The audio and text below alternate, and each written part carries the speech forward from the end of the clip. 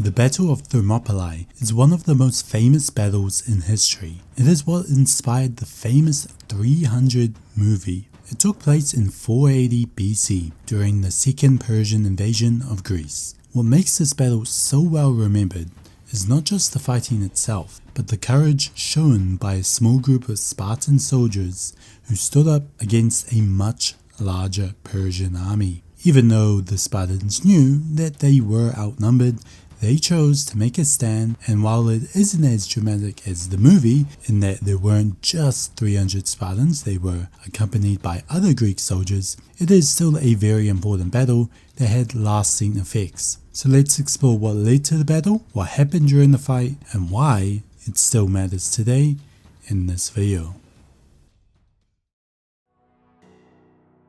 Firstly, let's understand why the Battle of Thermopylae happened. So we have to go back about 10 years before the battle. In 490 BC, the Persian Empire, under King Darius I, tried to conquer Greece. That invasion ended with the Persian defeat at the Battle of Marathon, the same place that inspired the modern race. This loss embarrassed Persia, and King Darius planned to return for revenge. But he died before he could launch another attack. His son, Xerxes I, took over the throne and decided to finish what his father had started. Xerxes wanted to conquer all of Greece and bring the Greek city-states under Persian control. He gathered a massive army and navy much larger than anything the Greeks had faced before. When news of the coming invasion reached the Greek city-states, they knew they had to act fast. While the Greek world was often divided, with city-states like Athens and Sparta usually in conflict, they decided to work together against this common foe. They formed a military alliance, and part of their plan was to block the Persian army at a narrow mountain pass called Thermopylae. This spot was chosen because it was easy to defend. The mountains came close to the sea, so the Persians would be forced to march through a narrow path where only a few soldiers could fight at a time. The Battle of Thermopylae was just one part of a larger strategy. At the same time, the Greek navy planned to block the Persian fleet at sea near a place called Artemisium. If both land and sea defenses held, the Greeks hoped to stop Xerxes from pushing deeper into Greece. Thermopylae would become the first major land battle of the invasion, and one that would be remembered for a long time. Now let's talk about the two sides and the sizes of their forces. On one side was the Persian Empire, led by King Xerxes I. The Persian Empire was massive.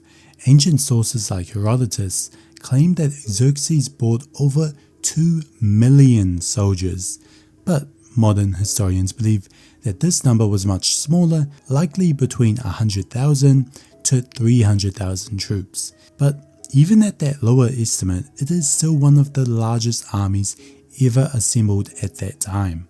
The Persian forces included soldiers from many different regions of the empire: Persians, Medes, Babylonians, Egyptians, and more. They were well equipped and had a powerful cavalry and archers. On the other side were the Greeks, but their army was much smaller. At Thermopylae, about 7,000 Greek soldiers gathered to defend the pass. This included the 300 Spartans, who were led by their king Leonidas. The Spartans were known for their military training and bravery. Alongside them were other soldiers from other Greek city-states like Thebes, Corinth, and Arcadia. These were citizen soldiers, farmers, craftsmen, traders, who picked up a weapon to protect their homeland. And so with that, the battle begins. On the first day, the Persian army moved into the narrow pass, expecting to crush the smaller Greek force very quickly. But they were in for a surprise. The Greek soldiers, especially the Spartans, fought in a tight formation called the phalanx. They stood shoulder to shoulder with large shields and long spears, creating a strong wall of defense. The Persians attacked again and again, but they couldn't break through. Their numbers didn't help much in such a small and tight place, and many Persian soldiers were killed. Xerxes then sent his best troops next. the Immortals, an elite unit known for their skill and discipline. But even they could not push through the Greek line. The Greeks used the terrain well and rotated fresh soldiers to the front so they didn't tire as quickly. The first day ended with heavy Persian losses, and the Greek line still holding quite strong. On the second day, Xerxes tried again. He thought maybe the Greeks would be tired or scared after the first day, but once again, the Greeks stood firm. The Persians kept attacking, but the same thing happened. They were pushed back. The narrow pass made it impossible for their large numbers to surround the Greeks or use their cavalry. The Greeks were disciplined, united to protect their homeland. And then at the end of the second day, Xerxes was frustrated. His army could not defeat the much smaller Greek force. But then came the turning point. A Greek named Ephialtes betrayed his own people. He told Xerxes about a hidden mountain path that led behind the Greek lines. This path was guarded by a small group of soldiers, but did not expect anyone to know the path, and so were surprised when the Persians found them. After defeating this small group of soldiers, the Persians then had a way to surround the Greeks. When Leonidas heard that the Persians were coming from behind, he knew the end was near. He sent most of the Greek troops away to safety, but he stayed behind with his 300 Spartans and a few hundred soldiers from Thebes. They chose to fight to the death to slow down the Persians and protect the retreating army. And then, on the third day, the Persians attacked from both sides. The Greeks fought bravely, but they were surrounded. Leonidas was killed, and the last defenders were wiped out. It was a final stand that shocked even the Persian soldiers with its bravery. The pass of Thermopylae was finally taken, but the cost was high for the Persians. They continued their invasion into Greece and even reached Athens, which they burned down after the people had evacuated. But the battle had brought Greeks precious time. It allowed other Greek city-states to prepare for the next stage of the war.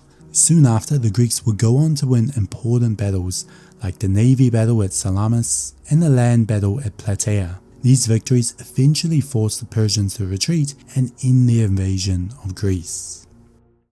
So that was the Battle of Thermopylae. As for the casualties of this battle, ancient sources give very different numbers, so we can't be too exact. However, Herodotus, a Greek historian, said that about 20,000 Persians died during the battle. Modern historians think that the number might be a bit too high, but they agree that Persian losses were heavy. On the Greek side, almost all of the 300 Spartans died, along with the Thespians who stayed with them. The Thebans who surrendered were taken prisoner, and overall around 4,000 Greek soldiers may have died. To conclude, the impact of the battle was huge. Even though it was technically a loss for the Greeks, it became a powerful symbol of courage and sacrifice, especially for the 300 Spartans who gave their life. Over time, the Battle of Thermopylae became legendary. Poems, books, statues were all made to honor the brave fighters. In modern times, the story of the 300 Spartans is still being told in movies, like the popular film 300. While the movie takes many liberties and adds drama, it helped make the story famous all over the world. And so, if you enjoyed this video, then leave a like, comment, subscribe, and I'll see you next time.